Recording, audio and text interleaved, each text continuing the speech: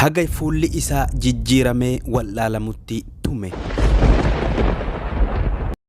Assalamu alaikum warahmatullahi wabarakatuh. Kabajamtoota jaalatamtoota obboleewwan kiyya bakkuma jirtanitti nagaa rabbii isiniif haa ta'u jecha seenaa kurnan warra jannatan gammachifamanii irra Abu Bakri Siddiq kutaa tokkoffaa qabadee dhufeen jira. Hagadhuma viidiyoo kanaan wajjin turaa jecha channel kiyya subscribe godhaa, like godhaa, commenti keessanis nu barreessaa, obboleewwan keessaniif qoodaa jecha hagadhuma viidiyoo kanatti na waliin tura.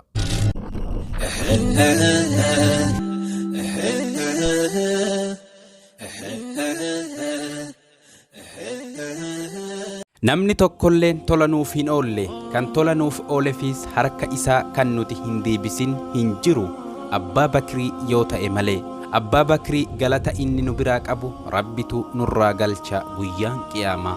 Waan hin fayyadne qabeenyi nama tokkolleen akka qabeenyi Abbaa Bakrii na fayyadetti osoo jaalallee godhachuun kannaaf ayyamamuuti Abbaa Bakrii tan jaalallee godhadha jedhe ergamaan Rabbii sallallahu alaihi wasallam. Abbaan Bakri radiyallahu anhu nama sadarkaa isaa Rabbii fi mu'mintoota birattis ol fuudhameedha sababa waan Nabii Rabbii sallallahu alaihi wasallam bira dhaabbateef jecha. Guyyaa namni isa kijibsiise nama dhugoomse, guyyaa namni itti kafare nama Rabbitti amane, inni irra caalaa sahaabati. Aduun waa hin baane wallee hin dhiine erga ambiyootatii fi rusultotaati nama Abbaa Bakrii irra gaarii tahe irratti jedhama. Inni warra dura amaneeti dhiirarra nama imaanni isaa imaana ummata Muhammadiin sallallahu alaihi wasallam madaalamee caalee argameedha. Inni nama Rabbiin sodaatu fi saalfataa tahe dukkana wallaalatii fi miidhaa irra nama uuman isaa qulqulluu tahe. Inni lubbuu isaatti fi dinagdeen isaa tajaajilaa fi arjoomaa diin islaamatii fi ummata islaamati. Nama nabiyyiin sallallahu alaihi wasallam isa filate akka saahiba isaa tahuuf guyyaa Makka irra gara Madiinaa godaanan. Erga Nabi Muhammad sallallahu alaihi wasallam du'anii booda Araboonni hedduun diina islaamaa keessaa bahan. Gandoota akka Xaa'ifii fi Makkaa fi Madiinaa malee yeroo sanis Abbaa Bakritu islaamummatti deebise. Yeroo duraatiif sahaabaa Qur'aanaa walitti qabeedha. Abbaan Bakri radiyallahu anhu nama dinagdetti dantaa dhabaa fi Rabbiin hedduu gabbaru sodaatu kan hedduu of gadi qabuu fi waraanaaf hedduu duuledha. Kottaa seenaa sahaabticha kanatti hidhannee bultii teenya ittiin fakkeeffannee miidhegfanna. Lubbuu teenya imaanan kunuunfannee aakirallee jannatan badhaafamnee sahaabotan ollomna. Abbaan Bakri radiyallahu anhu bara arbaa yookan aamal fiil booda waggaa 2 turee biyya Makkaa gosa Teymii jedhamtu keessatti dhalate. Nama haala gaarii irratti guddifameedha. Ijoollummaa isaa irraa kaasee nama dandeetti dubbisuu fi barreessuu qabu. Sabana jaahiliyyaa keessa cubbuu yookan dilii hedduu keessattis hin argamne. Farshoos dhugee hin beeku. Sababa namicha farshoo dhugee machaawee harka isaatiin sagaraa isaa laaqu erga argee laguu ofirratti godhe. Taabotaafis sujjuudee hin beeku. Yeroo tokko erga inni guddatee booda abbaan isaa Abaa Quhaafan fuudhee gama siidaa yookan taabonni jirutti geesse. Siidaan tun gabbaramtuu teeti gabbari jedheenii bira gara dhufetti deebi'e.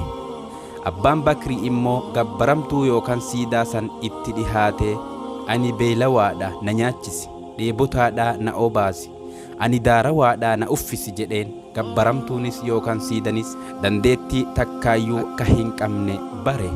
Waa takka isiin jalaa dubbachuu yookan homaa akka gochuu hin dandeenye sirritti beekee jennaan yeroo san dhakaa itti darbatee caccabsee bira deeme. Abbaan Bakrii gosa Teymii tallaaftuu lakkoobsi isii xiqqoo tahirraa waan dhalateef taayitaan wahiituu isaaf hin kennamne. Qabeenya xiqqoo qabuun daldala eegalee qabeenya guddaa horatee warroota dureeyyii keessattis lakkaawame. Tola oolinsaa fi akkasuma amanamaa tahuu fi dhugaa dubbachuu isaatiin abbaa qabeenyaa beekamaa tahe. qabeenya isaatiin warroota harka qalleeyyii fi yataamaa warroota maatiin isaanii irraa du'anii fi namoota miidhaman gama qabeenyaa humnaa fi yaadaniis bira dhaabbataa ture. Toliinsa isaa irraa jaalalli ummataa guyyarraa guyyatti dabalaa dhufe hamma irra jaalatamaa ummata Qureeshii tahutti erga Nabi Muhammadii sallallahu alaihi wasallam. Islaamummaa fi Abbaa Bakrii radiyallahu anhu yoo laalle Nabi Muhammad sallallahu alaihi wasallam osoo hin ergamin duras Abbaa Bakrii fi Muhammad sallallahu alaihi wasallam jaalala jabaa waliif qabaachaa turan. Haala jarri lameen itti wal fakkaatan keessaa dhugaa dubbachuu, amaanaa namaa tiksuu, dalagaa gaggaarii dalaguu, namaaf quuqamuu, rakkoo namaatiif dhiphachuu fa'aadha. Nabi Muhammad sallallahu alaihi wasallam erga islaamummatti haadha mu'mintootaa Khadijaa intala Khuwaylid waamee islaamoytee booda Abbaan Bakriis akkuma Rasuulli sallallahu alaihi wasallam islaamummatti waameen islaame. Erga diin islaamaa qabatee booda Abbaan Bakrii radiyallahu anhu gara amantaa islaamatti nama hedduu yaamuu eegale. Namoota hedduutu yaaminsa Abbaa Bakriin gara islaamummatti dhufe. Keessayyuu warroonni kurnan jannatan gammachifaman keessaa 6 harka isaa irratti amanan. Guyyaa qiyaamaa Abbaan Bakrii hojii toltuu isaatii fi mindaa jara islaamsisuun argatellee qabatee dhufa. Obsa Abbaa Bakrii yoo ilaalle erga Abbaan Bakrii islaamawee booda Qureeshiin dararaa fi hammeenya cimaa dhandhamsiisaa turte.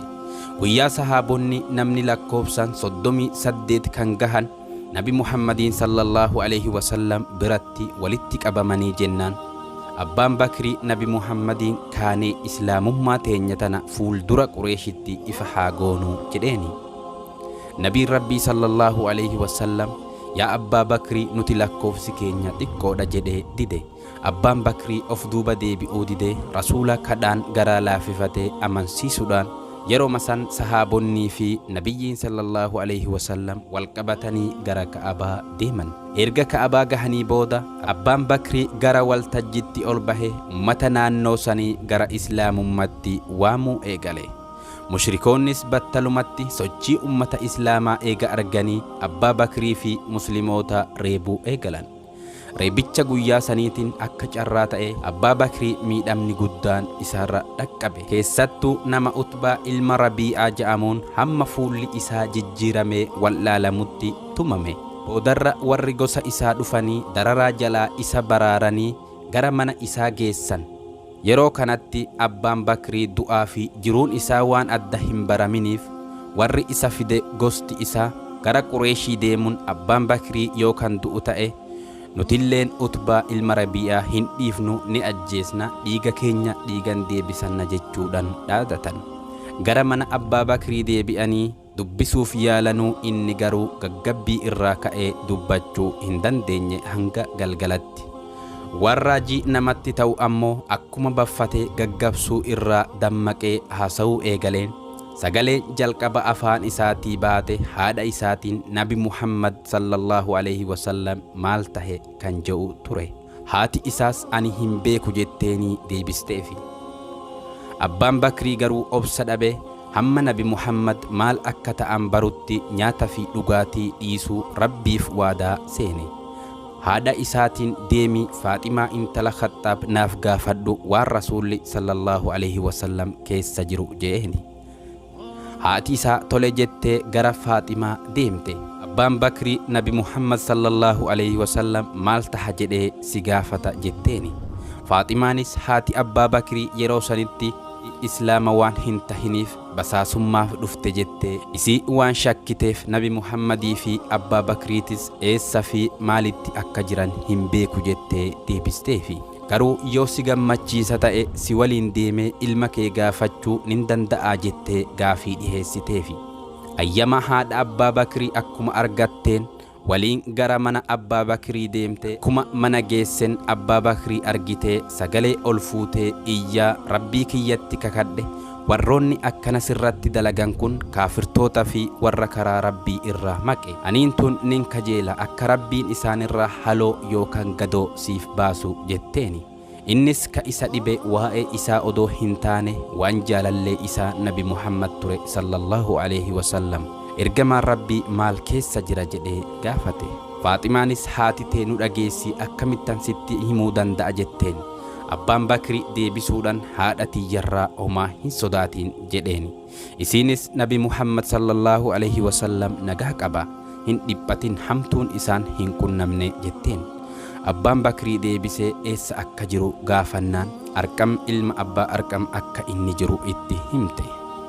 Abbaan Bakri radiyallahu anhu akkuma Nabi Muhammad sallallahu alaihi wasallam eessa akka jiru bareen hangaan ijaan argutti nyaata sin sooradhu, dhugaati sin dhugu, ka'aatii bakka inni jiru nageessaa jedhe. Hanga namni rafu eeganii fuudhanii deeman. Nabi Muhammad sallallahu alaihi wasallam Abbaa Bakriitiif waan dhiphataa turaniif akkuma isaan argeen Nabi Muhammad sallallahu alaihi wasallam itti maramee Abbaa Bakrii dhungate.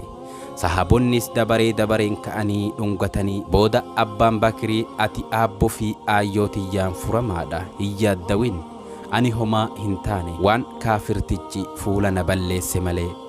Isiin tun immoo haadha tiyya tan ilma isaatiif tola ooltuu taate.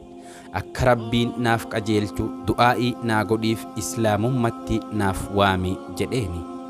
Nabi Muhammad sallallahu alaihi wasallam du'aa'ii godhee fi haati Abbaa Bakrii gara islaamummaa dhufte. Guyyaa tokko kaafirtichi maqaan isaa Uqbaa ilma Abbaa Mu'ayt jedhamu Ka'abaa fuulduratti Rasuula sallallahu alaihi wasallam uffata isaatiin eega hudhee booda Abbaan Bakrii dhufee akkana jedhe. أتقتلون رجلا أن يقول ربي الله وقد جاءكم بالبينات من ربكم سلا نأجفتني قربا ربك يا الله جتشودف لقمتي حالا إسنتي دفجرون رقوانين ربي كيسنبرا جدي إرى باسي سورة الغافر آية الدمي سديد الردي دبتن. سينان أبا بكري كان قفامتي aga kutaa lammaffaan walitti deebinutti nagaa rabbii keessa naaf tura. Assalaamu alaikum wa rahmatullahi wa barakaatuh.